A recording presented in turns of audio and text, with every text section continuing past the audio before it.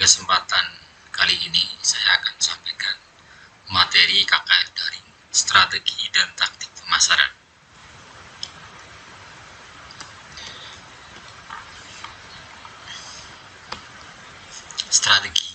Strategi adalah eksplorasi untuk memahami segmen pasar, kemudian memilih sasaran pasar atau target market, dan menetapkan positioning perusahaan yang akan dibentuk di benak pelanggan. Strategi pemasaran terdiri dari 3, yaitu segmentasi, targeting, dan positioning. Segmentasi adalah proses membagi pasar ke beberapa kelompok pembeli yang memiliki perbedaan kebutuhan, karakteristik, dan perilaku pelanggan yang membutuhkan strategi pemasaran yang berbeda. Segmentasi ini menekankan pada pelanggan seperti apa yang ingin dilayani. Segmentasi bisa dibedakan berdasarkan atribut statis yang meliputi demografi dan geografik, dan berdasarkan atribut dinamis yang meliputi psikografik, behavior, dan individu. Segmentasi berdasarkan geografik dibedakan ke dalam segmentasi berdasarkan usia, siklus hidup, life cycle stage, kemudian jenis kelamin, pendapatan, pekerjaan, pendidikan, agama, etnis, dan generasi.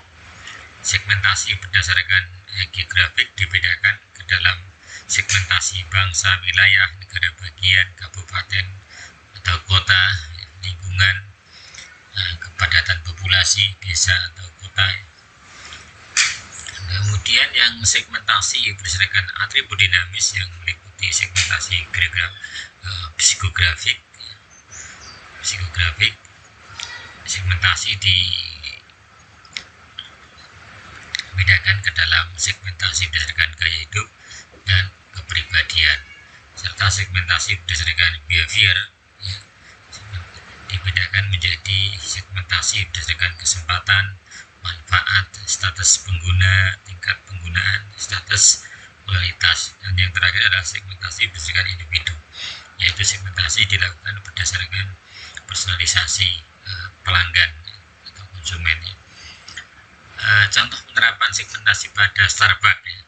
Starbucks ini memiliki 2 segmen ketika akan membuka gerai di suatu wilayah, dan keduanya memiliki produk yang berbeda. Pertama adalah segmentasi berdasarkan food service. Starbucks menyajikan produk sesuai dengan kriteria partnership-nya. Jika berada di suatu daerah restoran, penyajiannya akan menyesuaikan. Sementara yang segmen kantor, Starbucks menyajikan berbagai macam layanan kopi yang biasa disajikan di perkantoran. Targeting adalah proses mengevaluasi masing-masing segmen, kemudian memilih satu atau beberapa segmen untuk dilayani. Targeting ini menekankan pada pelanggan mana yang akan dilayani. Sebelum menentukan target pasar perlu dievaluasi. Evaluasi target pasar ini dengan mempertimbangkan pertama adalah ukuran pasar, market size, yaitu memastikan segmen tersebut cukup besar dan bisa memberikan profit bagi perusahaan. Yang kedua adalah pertumbuhan pasar, yang memastikan segmen tersebut memiliki peluang dan tumbuh di masa depan. Yang ketiga adalah keunggulan kompetitif, memastikan perusahaan memiliki cukup kekuatan dan kemampuan untuk melayani segmen tersebut. Yang keempat adalah dengan mempertimbangkan situasi persaingan, yaitu mempertimbangkan tingkat kompetisi di segmen tersebut. Memilih target pasar bisa single segment, kemudian bisa market specialization, bisa selected specialization, bisa product specialization, dan full market coverage. Single segment di mana perusahaan memiliki satu produk untuk satu pasar. Kemudian yang kedua adalah market specialization. Perusahaan memiliki beberapa produk ya untuk satu segmen pasar ya. Kalau yang selective specialization, perusahaan memiliki beberapa produk untuk beberapa segmen pasar ya. Kemudian yang produk specialization, perusahaan memiliki satu produk untuk beberapa segmen pasar. Dan full market coverage ya, perusahaan melayani semua pasar dengan berbagai produk ya. Sebagai contoh penerapan targeting adalah Unilever. Unilever ini menerapkan full coverage market. Jadi tidak berdasarkan pada pembagian segmen, tetapi fokus pada kebutuhan konsumen. Ya. Kelebihannya potensi pasar yang sangat besar dan hemat biaya, serta harga yang rendah, margin yang tinggi. Tetapi kekurangannya sulit untuk bisa bersaing dengan perusahaan yang fokus pada segmen tertentu, dan juga biaya marketingnya juga mahal karena harus menjangkau mass marketnya, dan sulit untuk kampanye untuk mass marketnya. Positioning yaitu kegiatan mendesain penawaran perusahaan dan image ya, yang memiliki arti yang berbeda dengan memiliki posisi yang berbeda dengan kompetitor di benak customers, di benak pelanggan atau konsumennya. Positioning ini lebih menekankan kepada bagaimana perusahaan itu melayani pelanggannya ya. Dalam membuat positioning bisa menggunakan berbagai macam cara ya. Pertama adalah membuat positioning dengan benefit factor, performance benefit factor ya, yaitu membuat positioning dengan mempertimbangkan tingkat di mana produk atau jasa ditawarkan sesuai dengan permintaan dan harapan sasaran pasar. Yang kedua adalah membuat positioning convenient benefit factor, yaitu menekankan pada kenyamanan dalam membeli produk, menyimpannya, dan menggunakannya. Yang ketiga adalah positioning price benefit factor, menekankan pada tingkat di mana produk itu menawarkan harga yang tepat. Yang keempat adalah positioning psychology benefit factor, tingkat di mana produk atau jasa dapat membantu pelanggannya dalam memenuhi prestis ya, kemudian social acceptability, self esteem, dan self actualization. Bagaimana membuat positioning statement atau membuat tagline? Positioning bisa dibuat dalam bentuk kalimat yang di dalamnya ada segmen yang dipilih, kemudian ada nama merek produknya ya, kerangka acuan, dan kemudian faktor pembeda, dan kemudian fakta yang meyakinkan. Target market ya, bisa dikemukakan siapa pemakai produk ini, kemudian apa merek yang diperkenalkan, apa merek produk yang diperkenalkan, brandnya, kemudian frame of reference, fungsi utama produk yang diperkenalkan, point of differentiation, keunggulan yang membuat konsumen tertarik untuk membeli itu apa, kemudian competitive edge ya, poin unggul yang dimiliki produk dibanding dengan kompetitor. Sebagai contoh positioning pada Go Right ya, your safety with Go Right is ensured, not to mention your convenience ya. Ini contoh tagline singkat yang diterima oleh konsumen. Kemudian di bawah tagline ada tagline lengkap sebagai penjelasnya. Kemudian tagline ini atau posting ini ada pesan-pesan penting yang ingin disampaikan dalam tagline. Pertama adalah target marketnya. Ya, siapa target marketnya? Dalam hal ini adalah you. Anda bisa siapa saja ya. Brandnya adalah Go Right ya. Kemudian frame of reference-nya adalah ojek online ya. Point of differentiation-nya adalah ojek yang nyaman dan aman. Competitive edge-nya ada fitur bagikan perjalanan dan tombol darurat ya. Sekarang kita ke taktik ya. Taktik ini meliputi diferensiasi, marketing mix ya, dan selling ya. merupakan langkah konkret daripada strategi yang telah dikembangkan di arsitektur marketing. Kita ke diferensi. Diferensi bagaimana membuat perbedaan dengan mengintegrasikan konten, konteks, dan infrastruktur dari apa yang ditawarkan kepada pelanggan. Diferensiasi lebih menekankan bagaimana membuat perbedaan.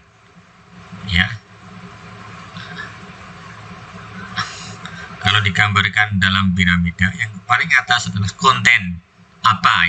Apa yang ditawarkan kepada pelanggan, penawaran utama produk dan perusahaan kepada pelanggan. Yang kedua adalah konteks, bagaimana cara menawarkan kepada pelanggan, bagaimana memberikan penawaran produk kepada pelanggan. Yang ketiga adalah yang paling bawah di piramida adalah infrastructure, with what, faktor enable yang dapat digunakan untuk merealisasikan diferensiasi melalui konten dan konteks. Membedakan diri dari pesaing berdasarkan teknologi, kapabilitas SDM, dan fasilitas. Sebagai contoh penerapan diferensiasi pada kopi, kontennya adalah kopi lokal yang memiliki rasa berkualitas dengan harga yang murah. Kemudian konteksnya adalah pesan ambil melalui aplikasi, bisa dinikmati di tempat atau dibawa pulang, dengan menggunakan bahasa Indonesia. Infrastrukturnya produk berkualitas, berbahan baku susu segar premium, kemudian operasional yang efektif dan tidak menggunakan kos yang besar. Sekarang kita ke marketing mix. Marketing mix adalah perpaduan dua aspek, offer dan akses, yang tujuannya adalah memberi kedudukan pada perusahaan di pasar. Offer, penawaran daripada perusahaan ke pasar melalui produk dan harga, sementara akses adalah calon pelanggan mengakses tawaran perusahaan melalui distribusi dan promosi atau place dan promotion. Jadi marketing mix ini terdiri dari 4 P, terdiri dari 4 P. P pertama adalah produk.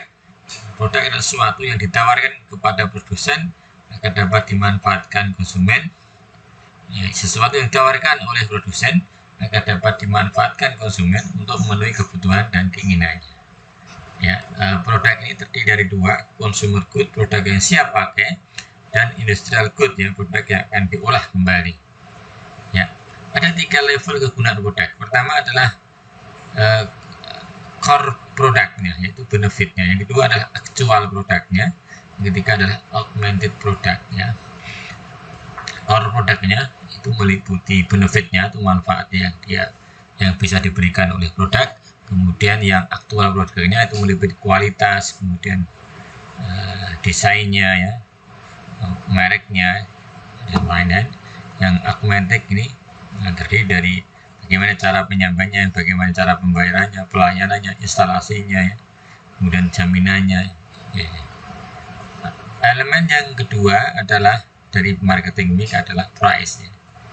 Dimana price ini dipengaruhi oleh faktor eksternal dan internal. Faktor eksternal itu situasi permintaan pasar, persaingan, faktor lingkungan makro, ekonomi, sellers, pemerintah, dan masalah sosial. Sementara yang faktor internal itu dipengaruhi oleh marketing objektifnya, tujuan dari pemasaran, strategi bauran pemasaran, biaya, dan kebijakan perusahaan. Price atau harga adalah sejumlah nilai tukar untuk membeli sebuah barang dan jasa. Strategi harga ini ada beberapa yang bisa digunakan. Pertama adalah cost based pricing, di mana harga dihitung berdasarkan harga bahan baku ditambah margin keuntungan. Strategi penetapan harga yang kedua adalah value based pricing. Jadi produk memiliki benefit yang melekat dalam produk, sehingga harga terbentuk dari keseluruhan manfaat tadi. Contohnya adalah harga tiket maskapai, ada pesawat, ada full service, ada low cost. Kemudian market based pricing, di mana produk memiliki harga yang serupa di pasar dan dipengaruhi oleh harga supply and demand. Contohnya adalah harga sembako di pasar. Competition based pricing, produk dijual dengan harga yang mirip dengan produk pesaing. Contohnya harga es krim Walls dengan scheme dari Wings ya. Elemen marketing yang berikutnya adalah place ya, atau distribution ya. Organisasi atau lokasi yang dapat diakses oleh pengguna barang dan jasa. Dalam place ini ya, dipastikan bahwa produk tersedia untuk dibeli dengan syarat pertama adalah convenience, kenyamanan ya. Kemudian mencari membandingkan produk, contohnya adalah online marketplace ya. Kedua adalah keberadaan di mana produk bisa ditemukan ya. Ketiga adalah variety, kekeragaman produk, bisa menyediakan berbagai ragam produk bagi konsumennya. Save on time, karena keamanan dan waktu tersedia produk tiba dan tersedia sesuai waktu yang dijanjikan ya.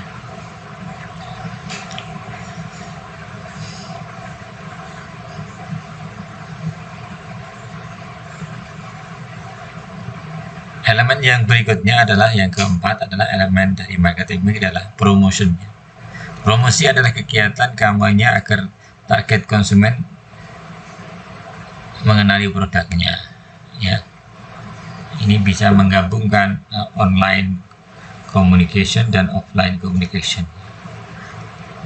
Berbagai cara promosi bisa dilakukan. Pertama melalui advertising, yaitu semua penyajian non personal, promosi ide-ide, promosi produk atau jasa dilakukan sponsor tentu yang dibayar. Yang kedua melalui sales promotion, berbagai insentif jangka pendek untuk mendorong keinginan mencoba membeli suatu produk atau jasa ya. Tiga adalah public relation, berbagai program untuk mempromosikan dan melindungi citra perusahaan atau produk individualnya. Keempat adalah personal selling, interaksi langsung dengan calon pembeli untuk melakukan suatu presentasi, menjawab langsung dan menerima pesanan ya. Kelima adalah direct marketing, penggunaan surat, telepon, email, media sosial lainnya sebagai media promosi agar mendapatkan tanggapan langsung dari calon pelanggan ya. Tiga pendekatan kegiatan promosi, pertama menentukan target audiensnya ya, siapa sasaran promosi. Yang kedua adalah memilih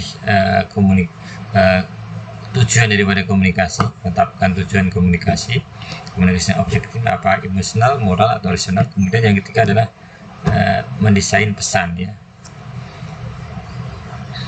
apa pesan yang ingin disampaikan ya. Selling ya, selling adalah taktik untuk menciptakan hubungan jangka panjang dengan pelanggan melalui produknya. Ada beberapa tipe selling ya. Mulai basic selling sampai dengan advanced selling ya. Low value product dengan high value product ya. Tipe selling berikutnya ada tipe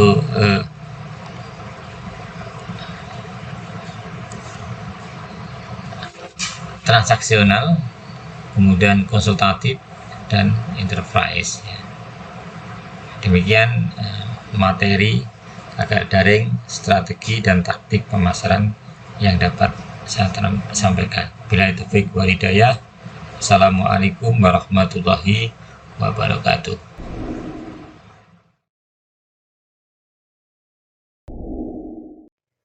Assalamualaikum warahmatullahi wabarakatuh.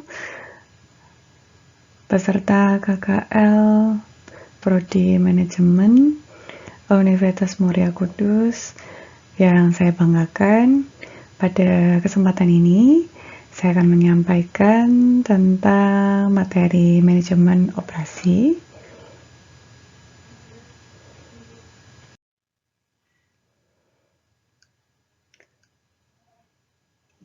Definisi dari manajemen operasi yang bersumber dari Heiser dan Render adalah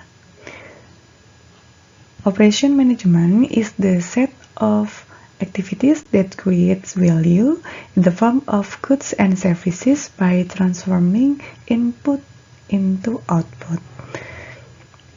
Pada manajemen operasi membahas tentang aktivitas yang berhubungan dengan penciptaan nilai yang berbentuk barang dan jasa melalui proses transformasi atau perubahan dari input ke output.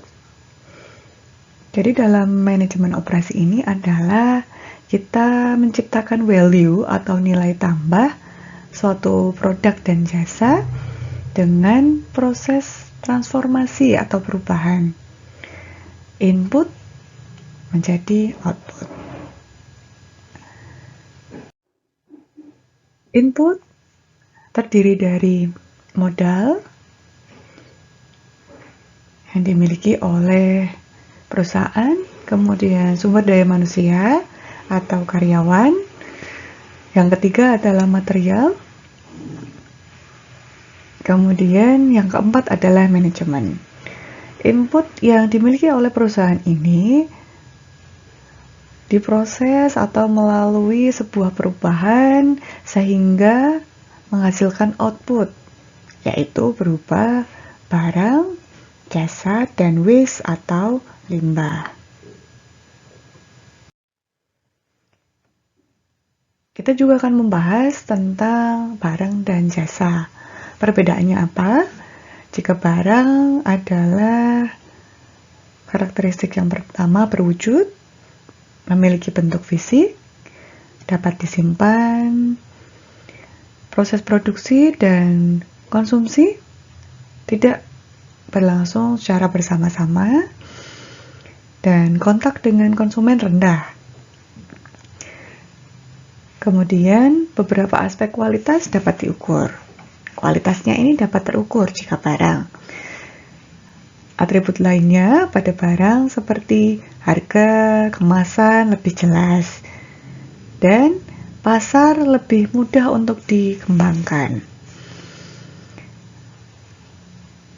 Kemudian pada jasa, sebaliknya tidak berwujud dan tidak dapat disimpan. Pada produk jasa, proses produksi dan konsumsi bisa berlangsung dalam waktu yang sama atau bersamaan. Dan kontak dengan konsumen tinggi pada jasa. Kualitas pada produk jasa ini bersifat subjektif, tergantung pada konsumen pengguna jasanya atau penyampai jasanya. Atribut pada jasa seringkali tidak jelas, dan jika dibandingkan dengan jasa, pasar jasa ini sulit diperluas dibandingkan dengan barang.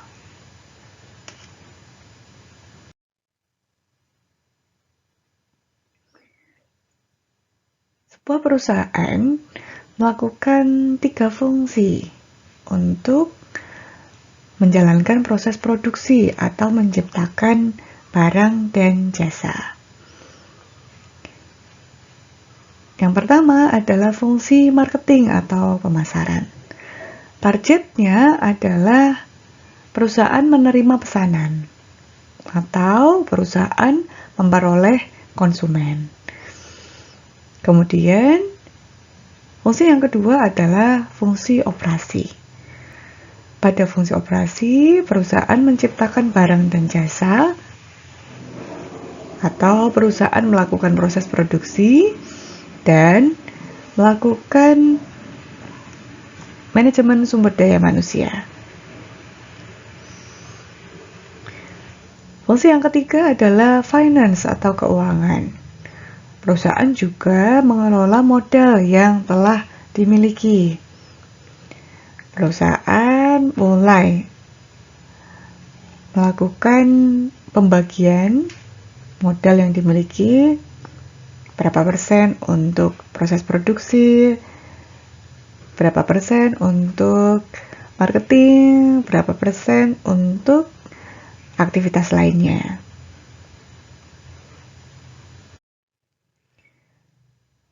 Nah, di sini kita menggunakan 3 fungsi yang berdiri sendiri.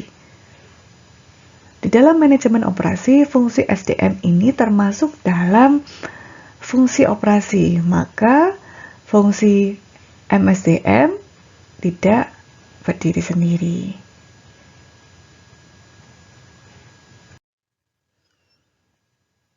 Berikutnya adalah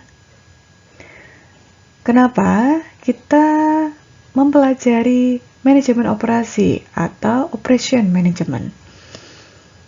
Yang pertama, karena manajemen operasi merupakan salah satu fungsi utama dari perusahaan yang terdiri dari marketing, finance, dan operation itu sendiri. Alasan yang kedua adalah untuk mengetahui bagaimana proses produksi, bagaimana barang dan jasa diproduksi atau dibuat. Kemudian, kita mempelajari manajemen operasi karena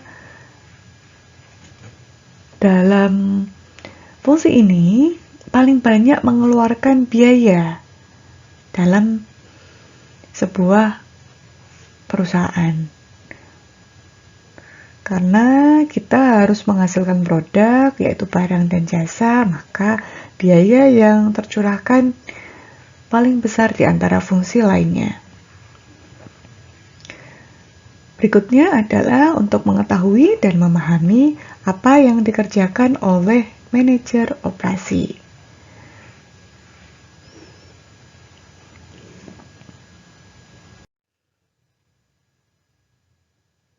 Apa yang dilakukan manajer operasi? Yang pertama adalah plan perencanaan, merencanakan bagaimana proses produksi dilakukan, bagaimana produk kita dibuat, desainnya seperti apa, kemudian ukurannya.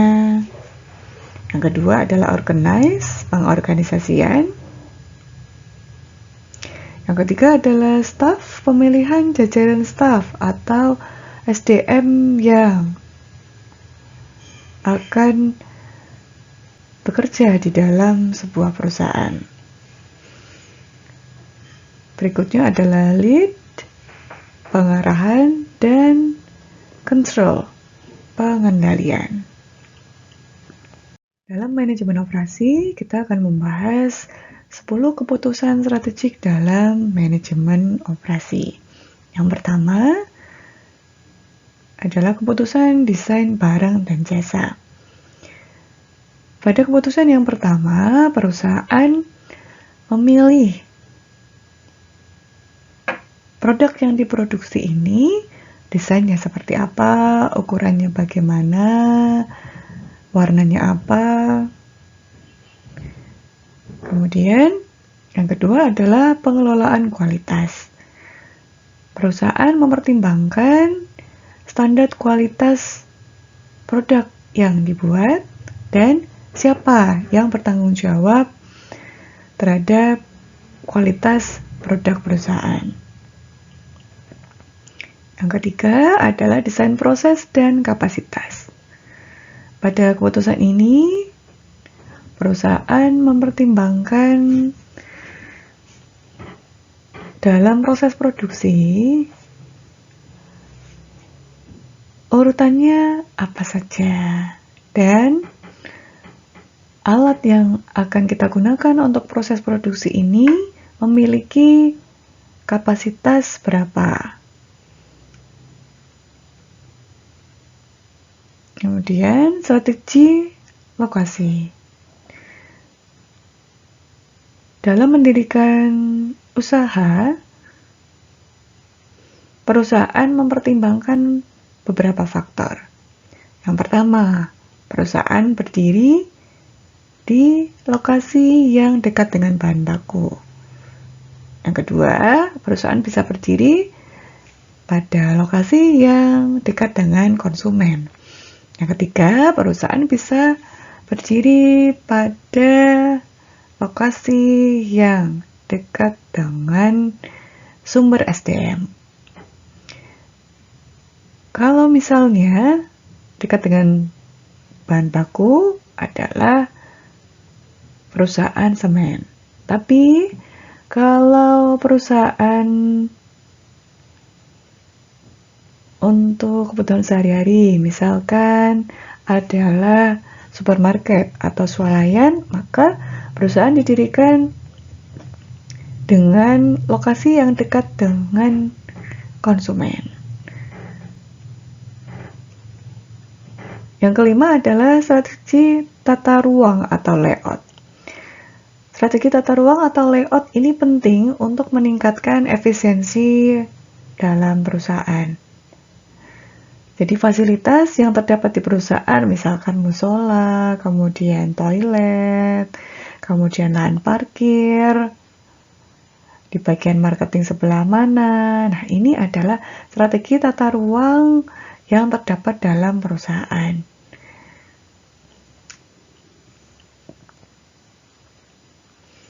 Sumber daya manusia dan desain pekerjaan adalah strategi di mana perusahaan menetapkan job desk atau tugas-tugas apa saja yang dilakukan oleh seorang karyawan sesuai dengan jabatannya. Pada keputusan ini, perusahaan juga melakukan seleksi dari awal sampai dengan penerimaan karyawan. Yang ketujuh adalah manajemen rantai pasokan. Dalam manajemen rantai pasokan atau supply chain management, perusahaan bisa mendapatkan bahan baku dari dalam perusahaan sendiri atau dari luar, dari supplier. Keputusan strategi ke-8 adalah manajemen persediaan. Pada manajemen persediaan, perusahaan memutuskan kapan perusahaan membeli bahan baku kembali, memasok bahan baku kembali, atau memesan bahan baku lagi. Dan perusahaan mempertimbangkan apakah perusahaan memiliki stok atau tidak untuk produk yang dihasilkan. Kemudian, keputusan strategik yang ke-9 adalah penentuan jadwal. Penentuan jadwal ini terkait dengan proses produksi dan penjadwalan SDM ataupun karyawan dalam proses produksi. Keputusan strategik yang terakhir adalah pemeliharaan atau maintenance. Dalam hal ini, perusahaan melakukan pemeliharaan tidak hanya gedung, tetapi juga mesin yang dimiliki secara berkala.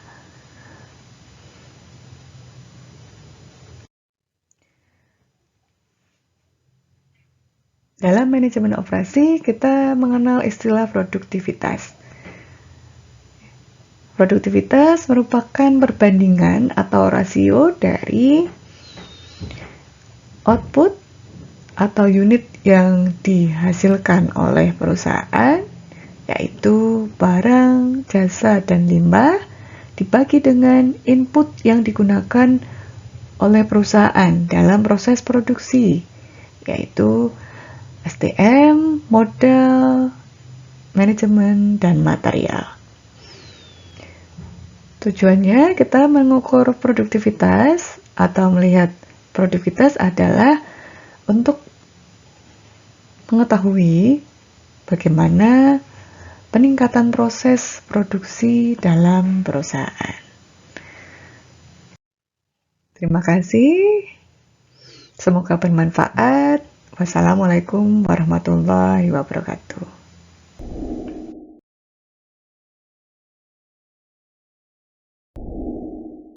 Assalamualaikum warahmatullahi wabarakatuh. Para mahasiswa yang saya sayangi,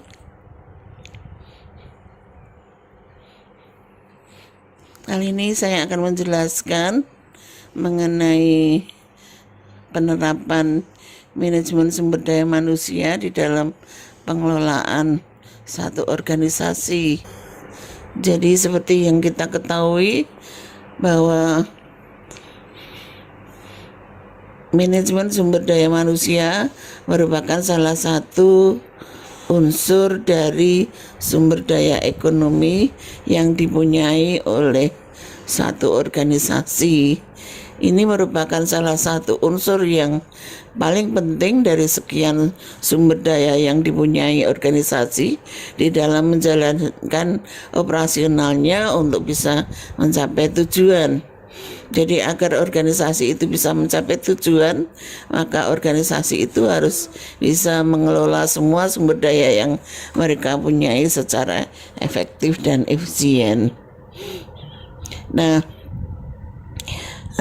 pentingnya penerapan manajemen sumber daya manusia di dalam organisasi ini dalam rangka untuk bisa menghindari berbagai macam kesalahan di dalam pengelolaan SDM, antara lain misalnya mempekerjakan orang yang tidak tepat atau the right man in the right place tidak bisa tercapai, sehingga karyawan yang ada di dalam perusahaan tersebut itu tidak sesuai dengan kompetensi, pendidikan, keahlian, dan pengalamannya, sehingga mereka bekerja tidak bisa secara penuh memperlihatkan prestasi yang baik.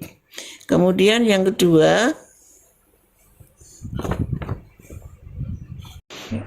kalau karyawan yang bekerja di dalam perusahaan tersebut tidak sesuai dengan pendidikan, kompetensi, keahlian, dan pengalamannya, ini akan berakibat pada tingkat turnover of labor dalam perusahaan itu tinggi, karena mereka bekerja merasa tidak nyaman sehingga mereka menjadi tidak kerasan, akhirnya berupaya untuk mencari pekerjaan lain di luar. Nah, ini yang berakibat pada tingkat turnover-nya itu tadi. Tingkat turnover tinggi itu juga akan merugikan bagi perusahaan, jelas, karena selain biaya rekrutmen yang tinggi, biaya seleksi yang tinggi, perusahaan juga akan mengalami terhambatnya proses produksi, ya, mungkin akan bisa berakibat pada berhentinya proses produksi. Kemudian harus dilakukan ulang rekrutmen pegawai lagi.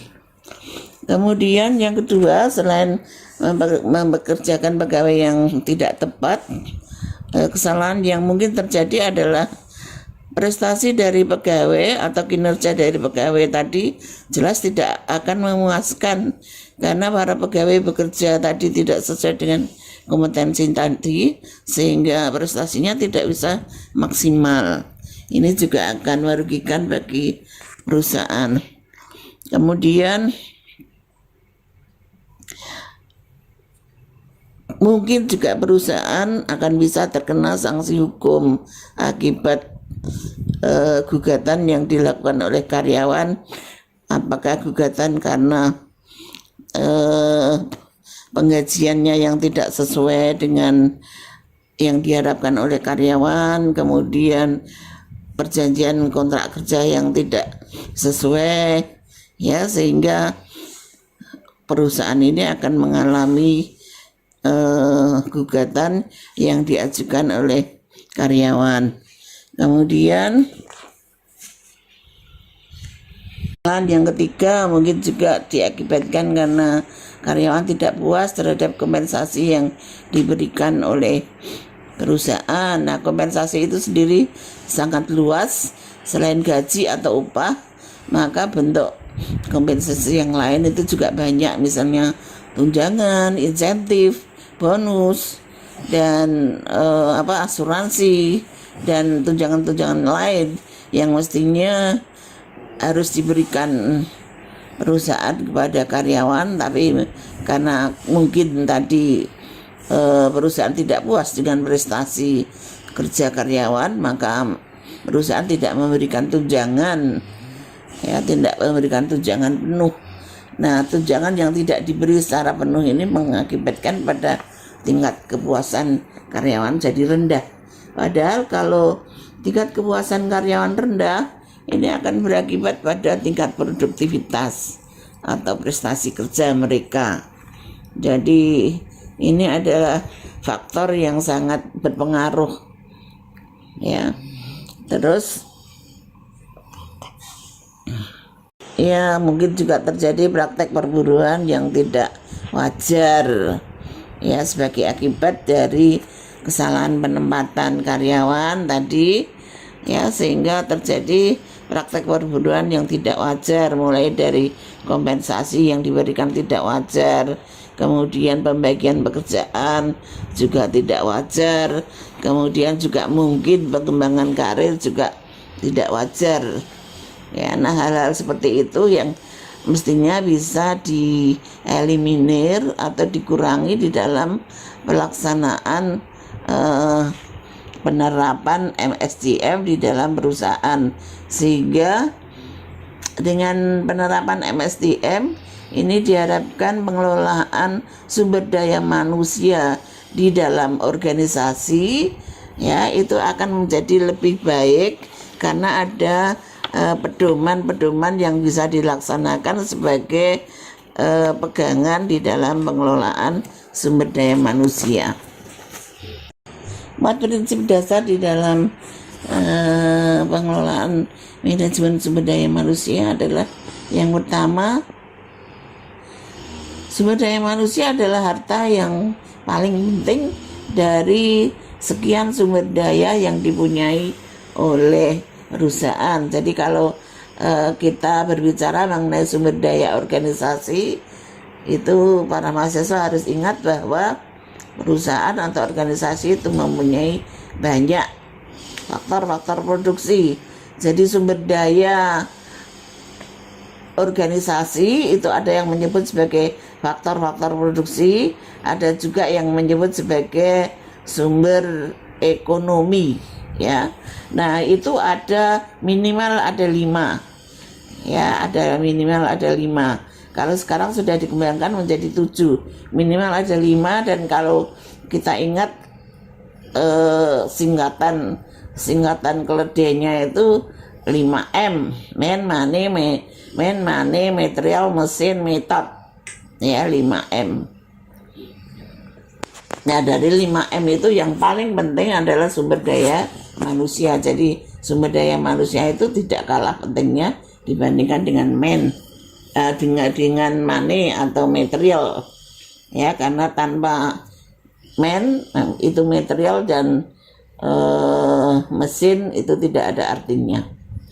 Kemudian yang kedua, peraturan atau kebijaksanaan dan prosedur keberhasilan, ya. Kemudian yang ketiga, kultur dan nilai perusahaan. Kemudian yang keempat, integrasi. Ini diharapkan dengan integrasi itu akan memunculkan kerjasama antar sesama anggota organisasi. Kemudian yang kelima adalah manajemen sumber daya manusia sendiri itu akan bersifat proaktif, ya, dengan dengan manajemen yang lain, ya, bersifat proaktif, tidak reaktif tapi proaktif. Proaktif di sini maksudnya adalah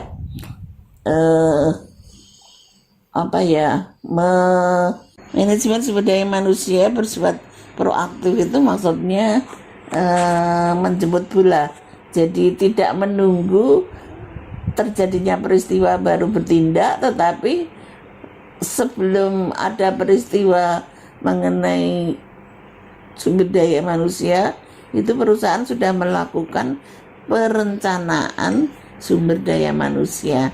Artinya kebutuhan pegawai di dalam perusahaan itu sudah direncanakan jauh-jauh hari, sehingga ketika perusahaan itu butuh sumber daya manusia, maka perusahaan itu sudah bisa menentukan kebutuhan itu dipenuhi dari mana dan kapan akan dipenuhi serta berapa jumlah kebutuhannya.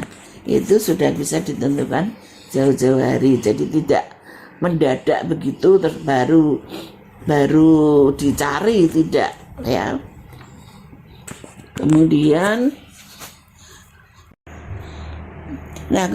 kalau kita melihat di dalam penerapan manajemen sumber daya manusia, maka perusahaan itu bisa melihat bahwa untuk bisa menerapkan manajemen sumber daya manusia, silakan perusahaan bisa melaksanakan fungsi-fungsi dari manajemen sumber daya manusia itu sendiri. Ya, ada dua fungsi, yaitu fungsi manajerial dan fungsi operasional. Kalau fungsi manajerial itu adalah fungsi yang dijalankan oleh setiap manajer, setiap tingkatan manajer. Ya, kalau fungsi operasional itu fungsi yang dijalankan oleh manajer berbagiannya. Ya, misalnya kalau fungsi manajerial ini adalah fungsi yang dijalankan oleh semua tingkatan manajer, mulai dari manajer bawah, menengah, dan atas. Itu melaksanakan fungsi manajemen ini sama, ya, mulai dari planning, organizing, executing, dan controlling itu sama dilaksanakan, baik oleh manajer bawah, manajer menengah, manajer atas. Itu melaksanakan fungsi yang sama, empat fungsi manajemen tadi. Nah, kalau fungsi operasional, maka masing-masing tingkatan manajer tadi akan melaksanakan fungsi yang sama, tetapi untuk bagian-bagian dari tingkatan manajer sendiri. Jadi misalnya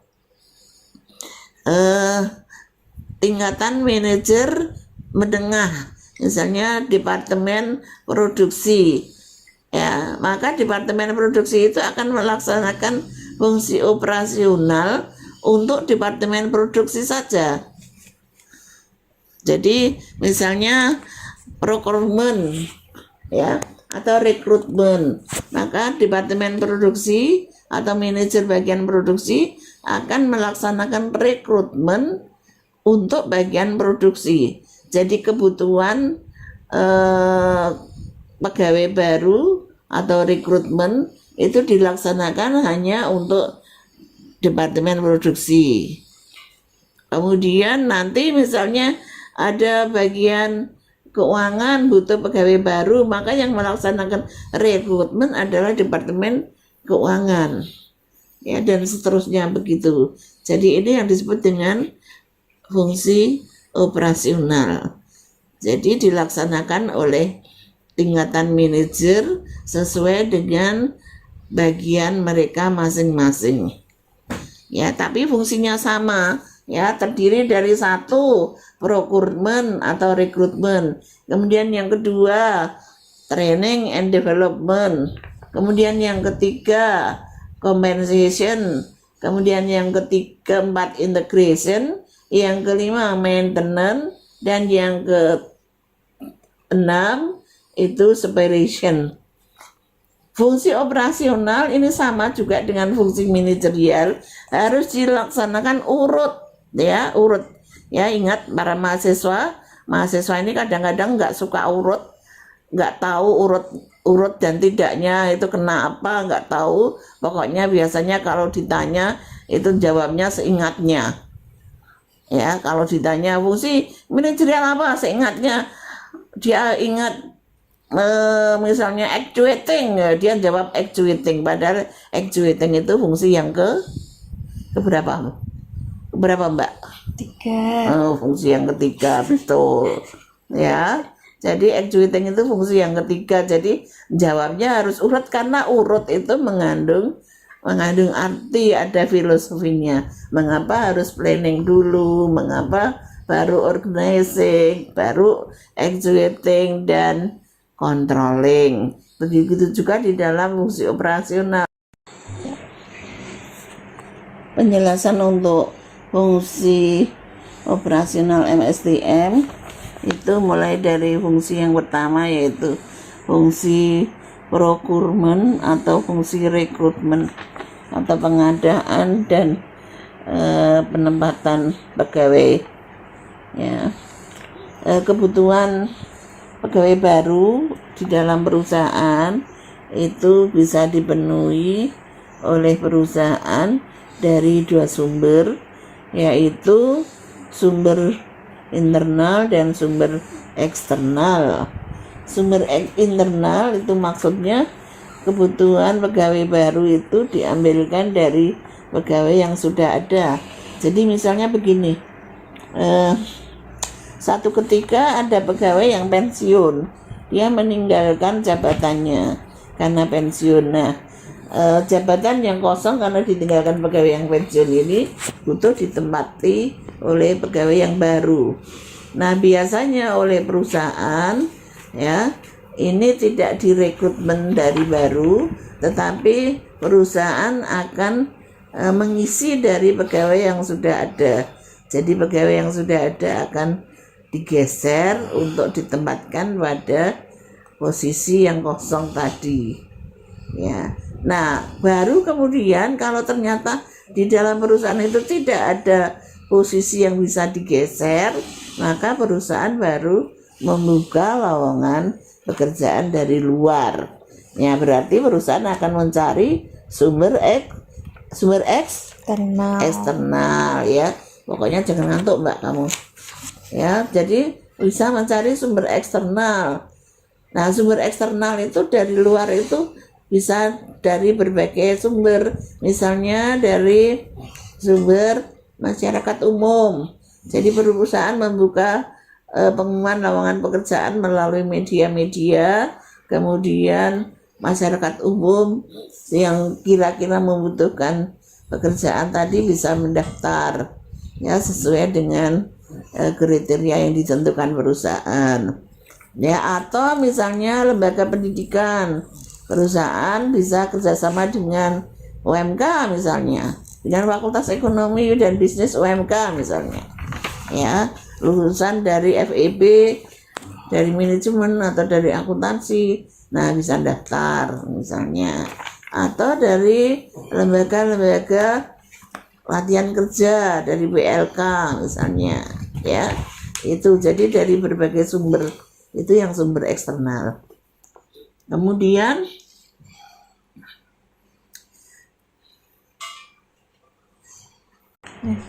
dalam pengadaan dan penempatan pegawai ini ada berbagai hal yang perlu diperhatikan, yaitu misalnya persamaan hak dalam memperoleh kesempatan kerja.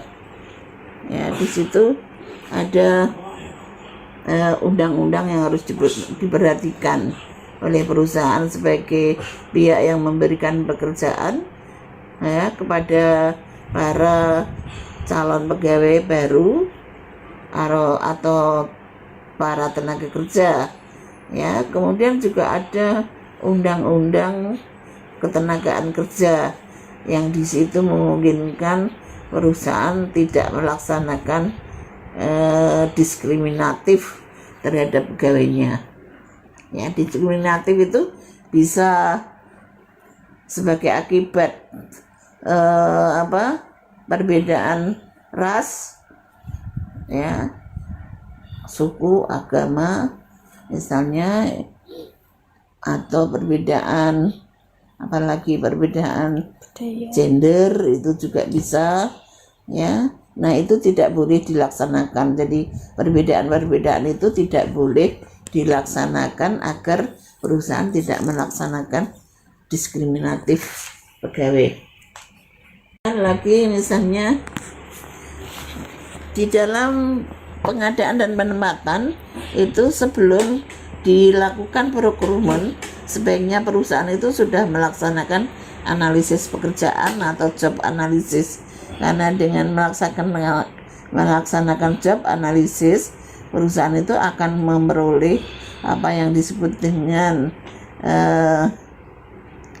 job description dan spesifikasi jabatan, ya. Job description atau deskripsi pekerjaan dan specification, job specification atau spesifikasi pekerjaan itu akan diperoleh dari situ. Ya, kalau job deskripsi atau deskripsi pekerjaan itu mengenai gambaran dari pekerjaan itu. Jadi ketika perusahaan sudah melakukan analisis pekerjaan, maka perusahaan akan memperoleh apa yang disebut dengan deskripsi pekerjaan, gambaran pekerjaan. Jadi pekerjaan ini itu apa yang harus dilakukan, harus berkoordinasi dengan siapa, harus apa yang dipakai, harus disiapkan apa aja, kemudian alat-alat apa yang digunakan, kemudian kapan dilaksanakan. Ya, jadi itu deskripsi pekerjaan. Kemudian kalau spesifikasi pekerjaan atau job specification itu adalah isinya adalah tentang hal-hal yang lebih detail lagi misalnya. Jadi misalnya pekerjaan A ini itu yang lebih tepat yang mengisi itu pegawai dengan spesifikasi apa, pendidikannya apa, kemudian jenis kelaminnya apa, usia berapa, ya misalnya seperti itu. Nah ini nanti akan memudahkan perusahaan ketika perusahaan itu akan membuka lowongan pekerjaan. Jadi perusahaan sudah langsung bisa menentukan bahwa membuka lowongan pekerjaan A itu yang dibutuhkan adalah pegawai yang lulusan sarjana ekonomi jurusan manajemen misalnya. Ya, laki perempuan, usia maksimal 26. Ya, misalnya seperti itu. Ya, itu spesifikasi pekerjaan ya. Jadi sebaiknya analisis pekerjaan itu dilaksanakan dulu agar perusahaan itu memperoleh deskripsi dan spesifikasi pekerjaan. Kemudian setelah dilakukan analisis pekerjaan, ya, maka langkah yang kedua adalah melakukan perencanaan sumber daya manusia dan perekrutannya. Ya, kemudian setelah lowongan pekerjaan disampaikan ke khalayak umum, ya, kemudian lamaran masuk, maka perusahaan akan melaksanakan tes dan seleksi bagi para pelamar pekerjaan. Ya, tes dan seleksi ini dilaksanakan oleh perusahaan dengan pertimbangan-pertimbangan, misalnya pertimbangan kondisi keuangan perusahaan. Kalau kondisi keuangan perusahaannya baik, maka perusahaan akan melaksanakan tes dan seleksi ini secara baik juga. Artinya mungkin metode tes dan seleksinya akan lebih ketat, ya, sehingga tes dan seleksi yang dilaksanakan itu bertingkat dan lama sampai benar-benar hasil yang akan diperoleh itu benar-benar bagus. Ya, nah ini akan membutuhkan dana yang tidak sedikit. Makanya perusahaan akan melihat kondisi keuangan perusahaan. Kalau kondisi keuangannya bagus, ya tes dan seleksinya ketat. Ya, kalau tidak ya mungkin dilakukan tes dan seleksi secara sederhana. Ya. Jadi, nah tes dan seleksi yang bagus itu apa ya? Mulai dari tes, mulai dari seleksi administrasi ada tes tertulis, ada tes wawancara, ada tes kesehatan, ada tes bakat dan lain-lain. Ya, sehingga seorang calon pegawai itu dites dari berbagai sudut, ya, mulai dari tes kepribadian, tes potensi akademik, sampai pada tes bakatnya, terakhir tes kesehatan. Ya, jadi meliputi berbagai tes sehingga perusahaan benar-benar memperoleh karyawan yang komplit tadi. Kemudian 3 ramalan dalam penyusunan rencana sumber daya manusia. 3 ramalan dalam penyusunan rencana sumber daya manusia, yaitu kebutuhan SDM, persediaan calon dari luar, persediaan calon dari dalam.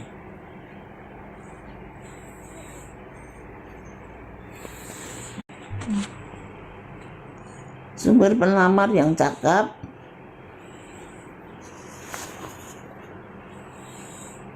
itu bisa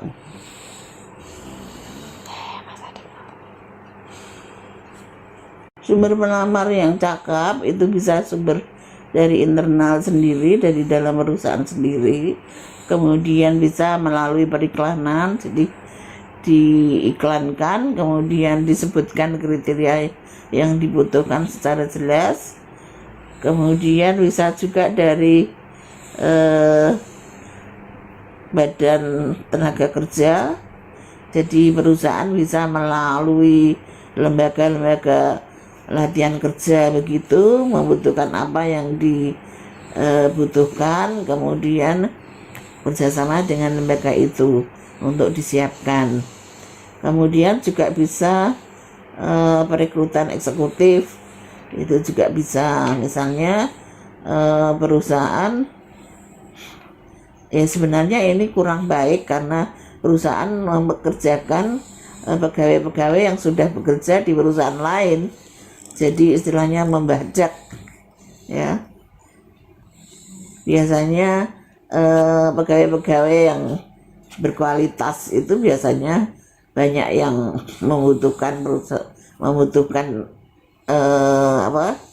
banyak dibutuhkan oleh perusahaan-perusahaan lain, sehingga sering terjadi proses bajak membajak pegawai. Kemudian juga dari perguruan tinggi, misalnya kerjasama dengan ITB, dengan UGM misalnya, atau dengan UMK ya, lulusannya yang berprestasi itu ditarik jadi pegawai Jarum misalnya. Jadi lulusan FEB yang cum laude dari manajemen atau dari akuntansi itu ditarik Jarum misalnya. Bisa saja nanti terjadi seperti itu ya, siapa tahu nanti dari Anda ini ada yang ditarik bekerja di Jarum karena lulusannya punya predikat cum laude ya. Atau misalnya pelamar dari masyarakat umum, jadi pelamar langsung ya, yang melamar ke perusahaan. Fungsi yang kedua, pelatihan dan pengembangan sumber daya manusia. Dalam fungsi yang kedua ini yang perlu kita perhatikan adalah bahwa pelatihan, training, dan pengembangan itu adalah 2 kegiatan yang berbeda.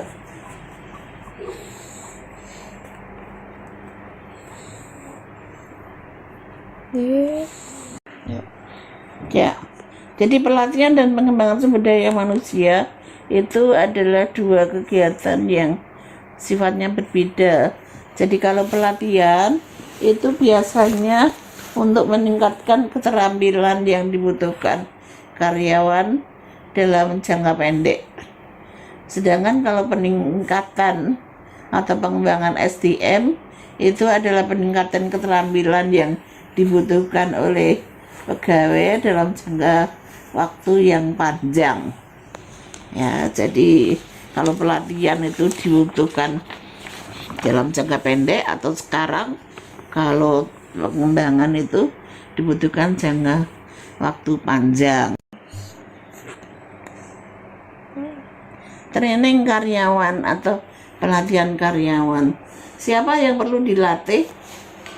Ya, siapa yang perlu dilatih?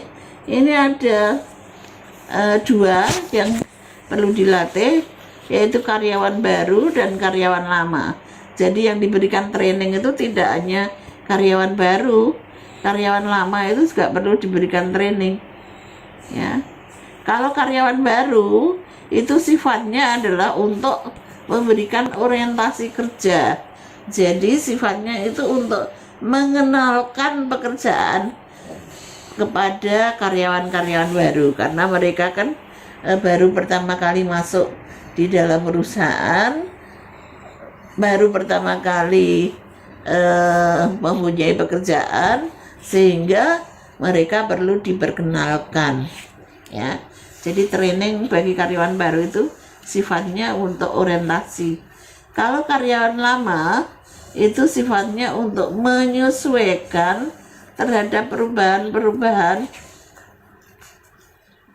ataupun juga kemunduran-kemunduran prestasi. Jadi karyawan yang lama karena mungkin misalnya ada perubahan-perubahan mekanisme pekerjaan, maka perlu diberikan training. Atau karyawan lama karena prestasinya mundur atau prestasinya turun, maka untuk meningkatkan prestasi kerja mereka diberikan training, misalnya seperti itu. Jadi tujuan utama program latihan itu adalah untuk menutup gap kemampuan dengan tuntutan kerja. Ya, jadi ada kesenjangan antara kemampuan karyawan dengan tuntutan kerja. Nah, kesenjangan itu akan bisa ditutup dengan cara karyawan diberikan peningkatan keterampilan melalui training tadi. Training bagi karyawan baru itu sifatnya tadi adalah untuk orientasi, ya. Sekarang kenapa karyawan baru diberikan training, ya? Seperti yang sudah saya jelaskan tadi di depan, bahwa karena karyawan baru ini baru pertama kali masuk di dalam lingkungan yang baru, maka dia perlu dikenalkan dengan lingkungannya tadi. Ya, orang yang baru pertama kali masuk pada lingkungan baru, mesti mereka akan dihadapkan pada kondisi yang sangat tidak tentu. Jadi ada perasaan cemas, ada perasaan takut, ya, yang melanda, sehingga hal itu harus diatasi dengan tadi diberikan cara mengenal, ya, pada lingkungan yang baru, tempat pekerjaan yang baru, teman-temannya yang baru, ya, dikenalkan. Kemudian kalau sudah ada perkenalan begitu kan, paling tidak nanti tidak akan terjadi perpeloncoan pegawai, ya, oleh pegawai lama biasanya. Kemudian manfaatnya ini akan menghilangkan atau mengurangi rasa cemas dari karyawan baru tadi, sehingga kalau rasa cemas tadi bisa dihilangkan, ya, maka kemungkinan karyawan baru ini akan bisa bekerja lebih lama, ya, lebih awet, karena mereka sudah hilang rasa takut, rasa cemasnya, sehingga mereka akan lebih kerasan bekerja di perusahaan, tidak akan cepat-cepat mau keluar atau berhenti dari perusahaan.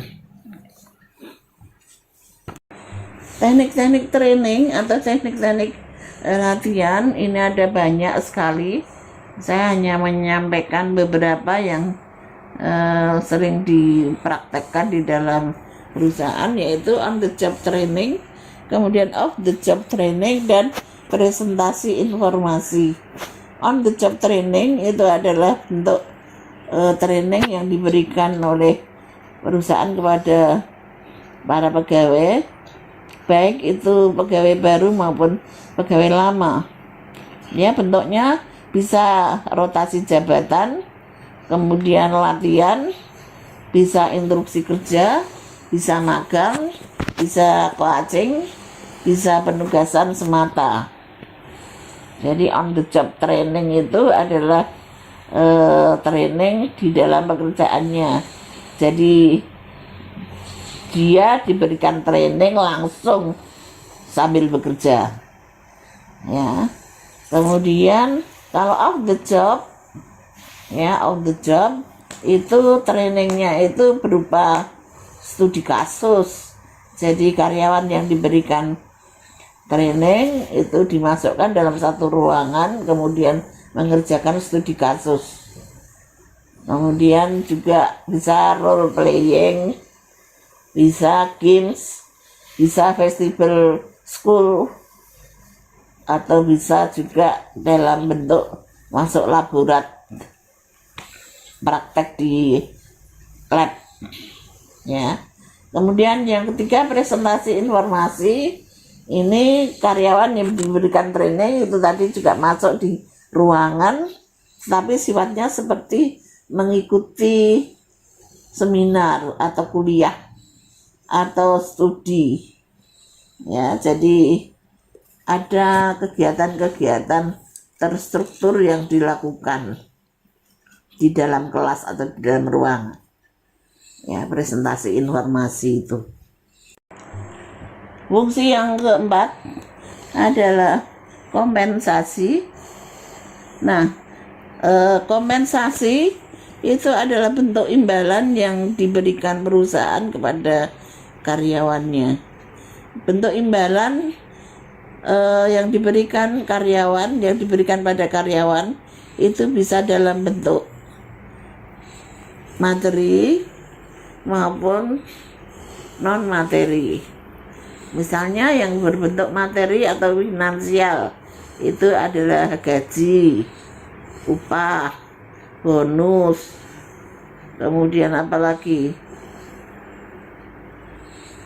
insentif, kemudian apalagi bagian keuntungan. Ya, yang tidak berbentuk upah, tidak berbentuk materi, itu misalnya apa? Komisi. Terus apalagi frank benefit. Ya, frank benefit yang diberikan dalam bentuk misalnya bagian keuntungan yang diberikan dalam bentuk penguasaan saham atau kepemilikan usaha. Ya, itu. Dan macam-macam lagi, karena satu perusahaan dengan perusahaan yang lain itu kompensasinya bisa berbeda-beda tergantung dari kondisi keuangan perusahaan. Kalau perusahaannya perusahaan kaya raya, perusahaan besar, maka jenis kompensasinya bisa banyak. Ya, kalau perusahaannya perusahaan kecil, perusahaannya belum kaya, kompensasinya mungkin jenisnya hanya 3, yaitu upah, kemudian tunjangan hari raya, dan tunjangan kesehatan. Mungkin hanya itu. Penyusunan rencana penggajian, ya. Jadi sistem penggajian yang dilaksanakan oleh perusahaan itu bisa berbentuk semua imbalan atau balas jasa yang diberikan pada pegawai yang bekerja di perusahaan tersebut. Ya, komponennya bisa dalam bentuk pembayaran secara langsung. Misalnya kalau gaji ya dibayarkan tiap bulan sekali, di awal bulan atau di akhir bulan. Upah misalnya dibayarkan per harian atau mingguan, ya misalnya, atau bulanan misalnya. Terus insentif, ya misalnya insentif diberikan pada saat pada saat-saat tertentu. Misalnya ketika perusahaan sedang memperoleh keuntungan yang besar, perusahaan bagikan insentif. Atau pada saat karyawan prestasinya bagus, karyawan dapat insentif misalnya. Kemudian secara tidak langsung, ya, jadi pembayaran yang secara tidak langsung. Misalnya apa? Misalnya asuransi, apalagi misalnya liburan bersama atau piknik bersama, ya. Itu tadi upah-upah dalam bentuk finansial. Yang tidak dalam bentuk finansial atau yang dalam bentuk non materi, apa misalnya? Misalnya diberikan kenaikan jabatan atau dipromosikan ke pekerjaan yang lebih baik. Terus apalagi? Diberi jam kerja yang luas, jadi jam kerjanya tidak ditentukan, tapi jam kerjanya luas, bisa diatur sendiri. Terus apalagi? Misalnya diberikan tempat kerja yang nyaman, jadi ruangan kerjanya didesain sedemikian rupa, nyaman, enak begitu, sehingga kalau bekerja itu menjadi rasan, ya. Itu juga termasuk bentuk kompensasi yang diberikan oleh perusahaan.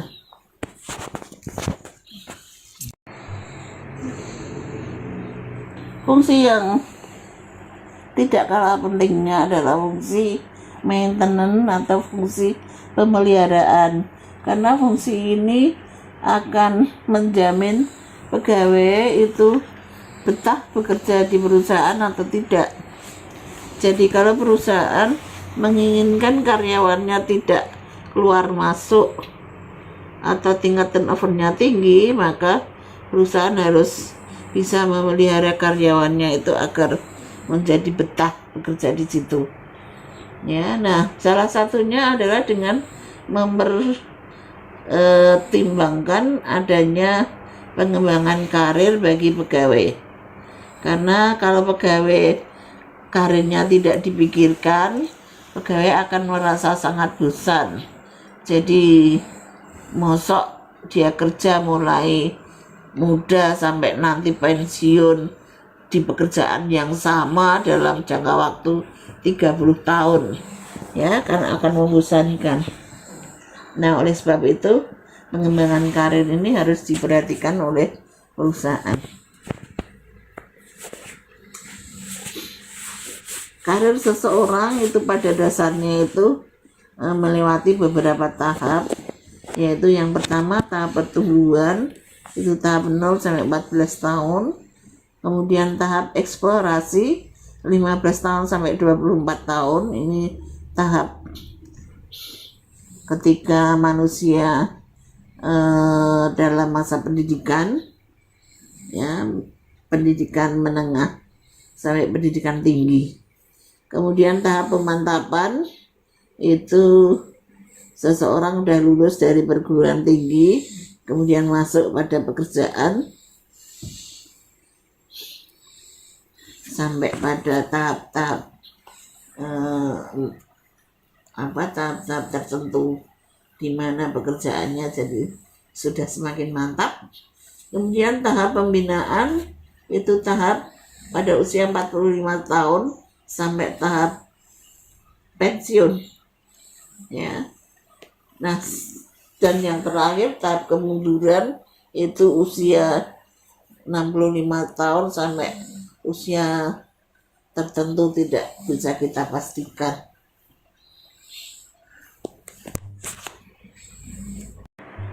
Penerapan manajemen karir di dalam perusahaan perlu diingat bahwa manajemen karir di dalam perusahaan itu diterapkan dengan memperhatikan atau menghindari kejutan realitas bagi pegawai baru. Jadi bagi pegawai-pegawai baru ya atau karyawan-karyawan baru itu sedapat mungkin dihindari kejutan-kejutan realitas yang akan mereka peroleh. Ya, kenapa begitu? Karena begini. Jadi kenapa bagi pegawai baru kejutan-kejutan realitas ini dihindari? Karena kalau kejutan-kejutan realitas itu tidak menyenangkan dan sudah langsung ditemui oleh pegawai baru, ini akan menurunkan motivasi mereka di dalam bekerja. Jadi yang mestinya pegawai baru itu semangat kerjanya tinggi, tapi karena dia menemui realitas yang tidak menyenangkan di awal pekerjaan, maka semangatnya langsung down. Ya, dan ini akan sulit untuk menaikkan semangat kerjanya lagi. Ya, karena itu tadi ibaratnya di awal-awal pekerjaannya dia langsung down, langsung tidak semangat. Ya, oleh sebab itu kalau bisa pegawai baru ini dihindarkan pada kejutan realitas. Kebalikannya, ya sebaiknya pegawai baru ini diberikan pekerjaan awal yang menantang. Jadi pekerjaan-pekerjaan awal yang menantang ini bagi pegawai baru itu akan sangat menyenangkan buat mereka. Karena pegawai baru ini biasanya kan orangnya masih semangat tinggi. Ya, lulusan baru, ya fresh graduate, itu semangatnya masih tinggi, dapat pekerjaan yang menantang, maka dengan semangat yang berkobar-kobar tadi, dia akan semangat bekerja. Ya. Dan dia akan merasa bangga, merasa sangat puas ketika dia bisa menyelesaikan tantangan itu tadi dengan baik. Ya, dengan berhasil. Maka dia akan merasa puas. Ya, oleh sebab itu bagi pegawai baru sebaiknya itu di awal-awal pekerjaan itu diberikan pekerjaan yang menantang. Jangan diberikan kejutan realitas yang tidak menyenangkan. Pemutusan hubungan kerja, karena tidak mungkin seorang pegawai itu akan bekerja di dalam perusahaan itu selamanya, ya. Mereka akan bekerja dengan masa-masa tertentu, masa-masa produktif, ya. Setelah tidak produktif, maka mau tidak mau perusahaan harus melepas, dan karyawan juga harus ikhlas kalau dilepaskan oleh perusahaannya, ya. Separation atau pemutusan hubungan kerja atau PHK itu ada bermacam-macam, ya. Misalnya pemutusan hubungan kerja karena masa kerjanya sudah habis, ya. Ini disebut dengan apa Mbak? Pensiun. Disebut pensiun, ya. Betul, jangan ngantuk Mbak, ya. Jadi disebut dengan pensiun. Ya, nah, pensiun itu adalah pemutusan hubungan kerja yang dilakukan oleh perusahaan karena masa kerja karyawan sudah selesai. Ya, pada batas-batas usia tertentu. Misalnya kalau pegawai negeri masa pensiunnya itu 58. Kalau pegawai swasta mungkin masa pensiunnya 56, ya, atau 55, atau 50, 3 misalnya, atau 60 ya misalnya. Jadi pada masa-masa usia tertentu ya yang sudah disepakati ya, kalau sudah sampai pada usia itu maka karyawan mau tidak mau harus dipensiun ya. Itu pensiun atau separation yang otomatis ya. Kemudian lagi pemutusan hubungan kerja misalnya karena perusahaan ditempatkan pada kondisi tertentu ya, misalnya perusahaan mengalami kemunduran usaha ya, sehingga perusahaan harus mengurangi tingkat produksinya. Nah, kalau tingkat produksi dikurangi, otomatis ada beberapa jumlah karyawan yang harus dikurangi juga. Ya, nah itu berarti perusahaan mau tidak mau harus melakukan pemutusan hubungan kerja. Ya, nah bagi karyawan yang kena pemutusan hubungan kerja ini juga mau tidak mau harus terima ya.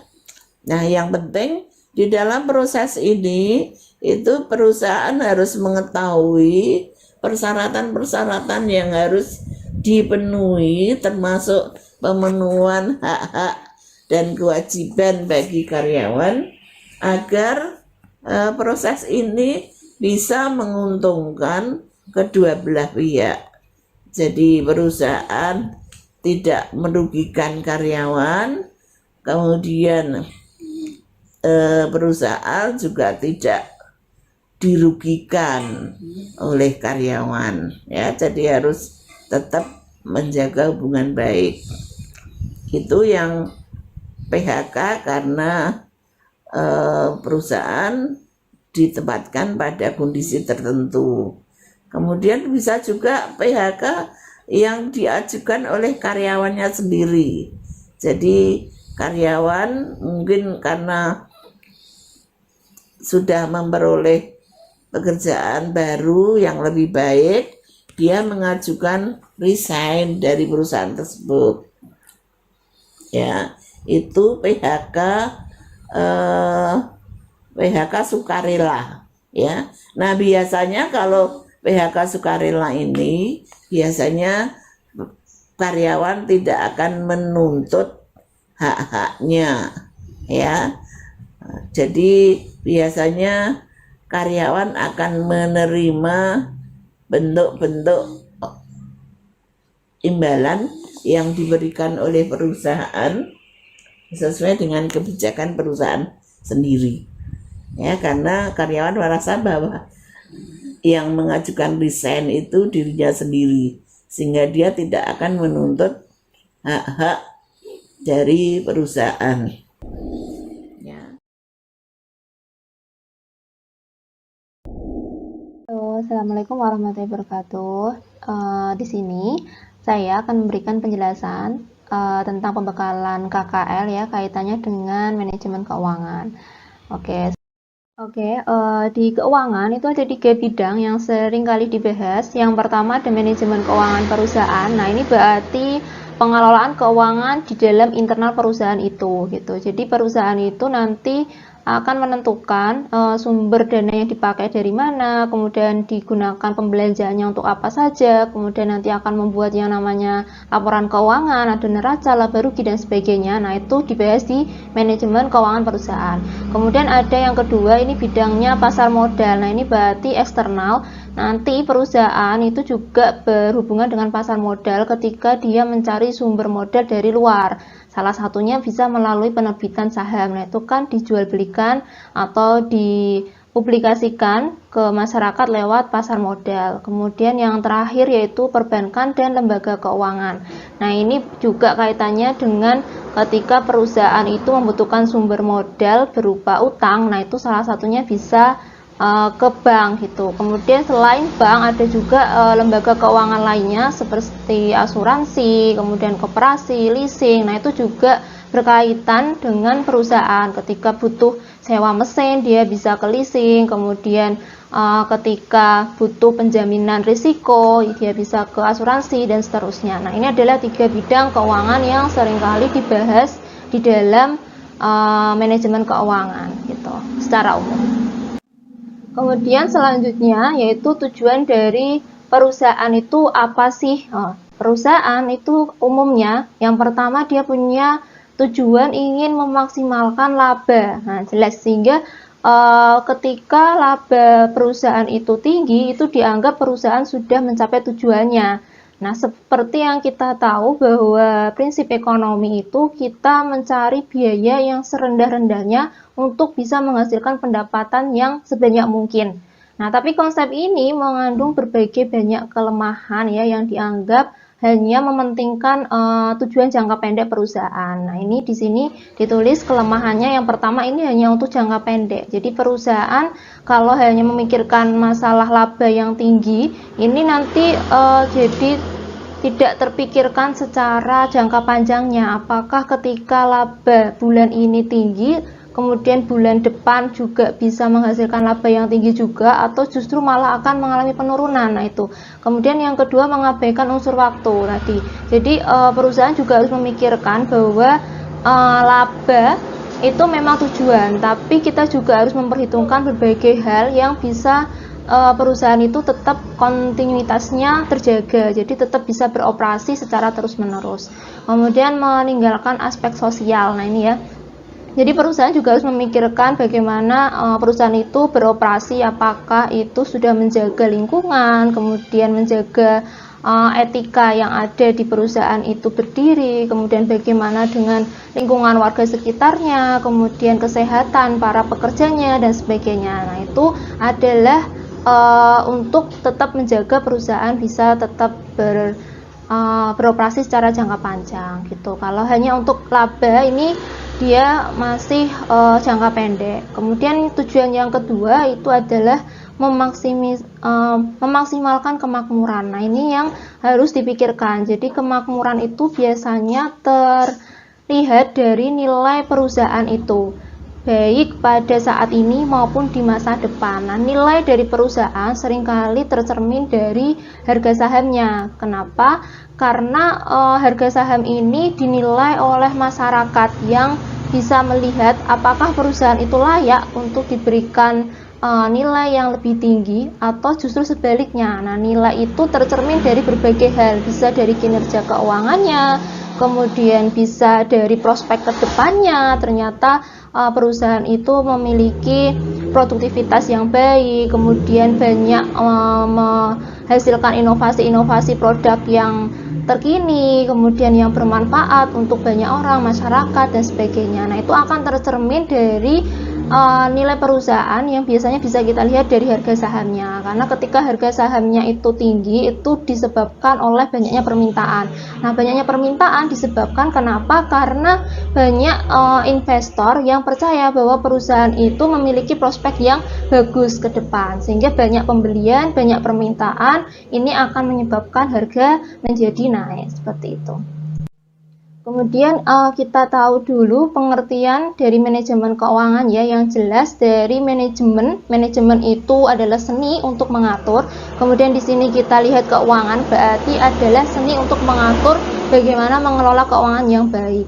Supaya apa? Tujuannya yaitu supaya meningkatkan nilai perusahaan dengan meningkatkan nilai saham dan peningkatan kekayaan perusahaan. Jadi selain laba ini ya kekayaan, perusahaan juga harus mampu meningkatkan nilai sahamnya. Nah, ini untuk kontinuitas. Kemudian untuk fungsi manajer keuangan ya, kalau kita lihat di siklusnya di sini, manajer keuangan salah satu tugasnya dia mencari sumber pendanaan. Nah, sumber pendanaan bisa dicari dengan cara menerbitkan saham di pasar modal. Kemudian bisa juga melalui utang ke bank. Nah, kemudian sumber modal ini akan digunakan oleh manajer keuangan dalam melakukan operasional perusahaan. Nah, ini operasional perusahaan untuk produksi dan sebagainya. Kemudian digunakan untuk perluasan usaha ekspansi. Nah, kalau di jeberkan ya di sini fungsi dari manajer keuangan. Yang pertama mencari sumber dana, baik itu dari perbankan maupun dari pasar modal ini. Kemudian setelah dapat modal, dia gunakan untuk belanja. Nah, belanja di perusahaan itu ya digunakan untuk kegiatan operasional.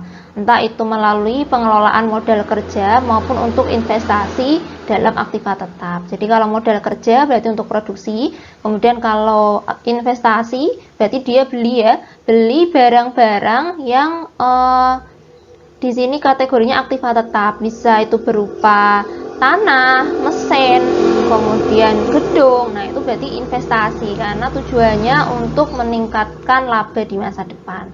Kemudian fungsinya lagi mendapatkan laba dari aliran kas bersih hasil operasional perusahaan, membagikan laba kepada para pemegang saham berupa dividen. Jadi kalau tadi dia menerbitkan saham di pasar modal, maka perusahaan biasanya akan membagikan dividen kepada para pemegang sahamnya. Jadi membagi keuntungan gitu.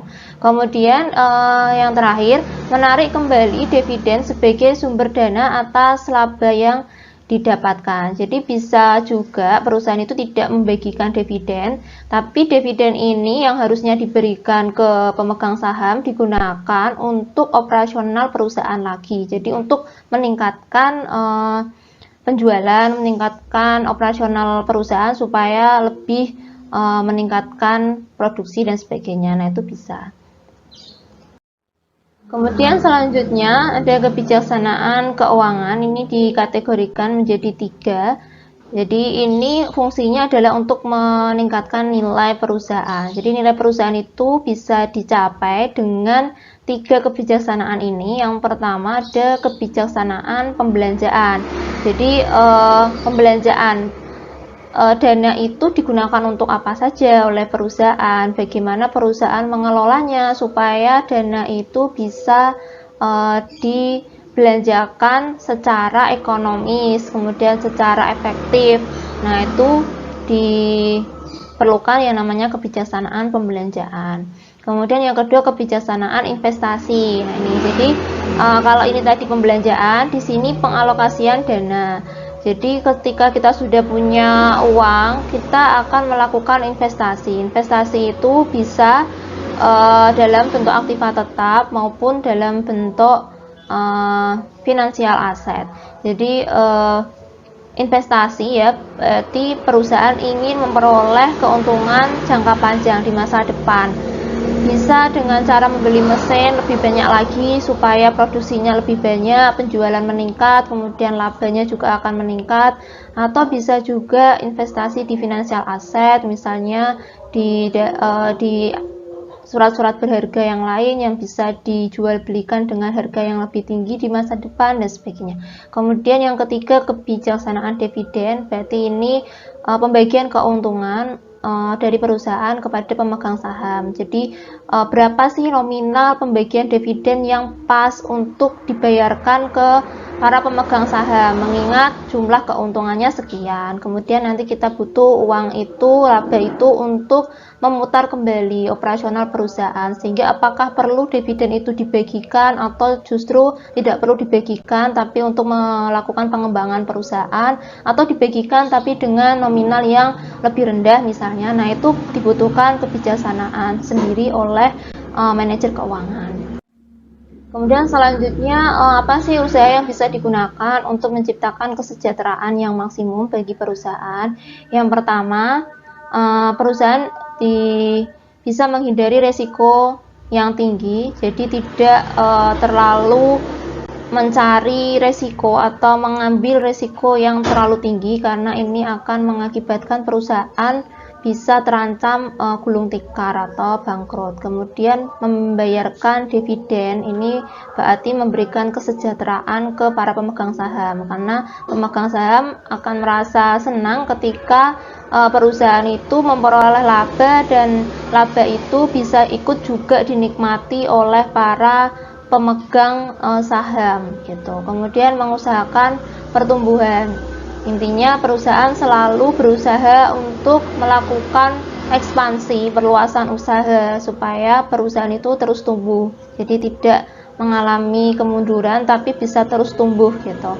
Kemudian mempertahankan tingginya harga pasar saham. Nah, ini ada hubungannya sebenarnya dengan mengusahakan pertumbuhan. Biasanya perusahaan kalau terus tumbuh itu pasti harga sahamnya akan terus naik dari tahun ke tahun. Nah, itu menunjukkan bahwa perusahaan itu mengalami pertumbuhan, bukan justru sebaliknya kemunduran. Kalau kemunduran nanti pasar sahamnya harganya akan mengalami penurunan seperti itu. Oke, selanjutnya sumber-sumber pemenuhan modal kerja. Nah, modal kerja di perusahaan itu diperoleh dari mana saja sih? Nah, itu bisa diperoleh dari sumber internal maupun dari sumber eksternal. Nah, kalau eksternal berarti bisa diperoleh dari supplier atau pemasok. Jadi kan kadang perusahaan itu butuh beli bahan baku. Bahan baku itu diperoleh dari supplier, pemasok. Nah, biasanya pemasok bisa memberikan pemberian kredit atau perusahaan boleh memperoleh barangnya terlebih dahulu dengan cara nanti membayarnya bentuknya cicilan atau dibayar di akhir seperti itu. Nah, ini juga sebagai sumber modal secara eksternal. Kemudian bisa juga dari bank. Bank ini berarti perusahaan utang ya, utang ke bank. Kemudian bisa juga di pasar modal. Ini perusahaan juga bisa nih menerbitkan utang tapi tidak di bank ya, tapi dia menerbitkan surat berharga berupa obligasi kemudian dijual di pasar modal, berarti dia cari utangnya ke pasar modal atau ke masyarakat. Bisa juga dengan menerbitkan saham ya, kepemilikan perusahaan dijual di pasar modal. Nanti investornya yang membeli saham itu akan memberikan tambahan modal ke perusahaan. Selain dari eksternal, perusahaan juga bisa memperoleh sumber modal dari internal. Dari mana? Yang pertama dari laba ditahan. Berarti setelah perusahaan itu mengoperasionalkan perusahaannya, dia akan meroleh yang namanya laba. Nah, laba itu tidak semuanya dibagikan dalam bentuk dividen atau digunakan untuk operasional perusahaan di bulan depan atau di tahun depan, tapi perusahaan juga biasanya akan menyisihkan sebagian sebagai laba ditahan. Nah, ini untuk jaga-jaga. Kemudian bisa juga dari penjualan aktiva tetap. Nah, ini perusahaan bisa nih menjual misalnya tanah yang sudah tidak digunakan atau menjual mesin misalnya. Nah, ini bisa digunakan sebagai sumber modal. Kemudian dari keuntungan penjualan surat berharga. Jadi kalau perusahaan itu misalnya juga membeli saham perusahaan lain atau membeli obligasi perusahaan lain, nah itu ketika dijual kemudian mendapatkan capital gain atau selisih dari harga jual dari harga belinya, itu nanti memperoleh yang namanya keuntungan. Kemudian yang terakhir dari cadangan penyusutan perusahaan. Kalau dari cadangan penyusutan perusahaan, berarti perusahaan ketika membeli aktiva tetap itu kan selalu menggunakan sistem penyusutan ya. Nah, penyusutan itu sebenarnya tidak mengurangi dari dana perusahaan, karena itu hanya dianggarkan saja ketika mesin atau suatu barang yang dibeli itu sudah tidak berfungsi, maka nilainya akan menyusut gitu kan. Nah, penyusutan itu uangnya tidak terkurangi tapi tersimpan sebagai cadangan perusahaan, itu juga bisa dipakai sebagai sumber internal. Sehingga di sini ada juga pengertiannya bahwa modal kerja ini adalah kekayaan atau aktiva yang digunakan perusahaan dalam menyelenggarakan kegiatan sehari-hari supaya operasional perusahaan tetap bisa berputar dalam periode tertentu. Nah, ini. Oke, sekian dari saya penjelasan tentang manajemen keuangan untuk pembekalan materi KKL dari tahun 2020. Apabila ada kekurangan, saya minta maaf. Tetap stay safe ya di rumah. Selamat melaksanakan KKL daring. Terima kasih. Assalamualaikum warahmatullahi wabarakatuh.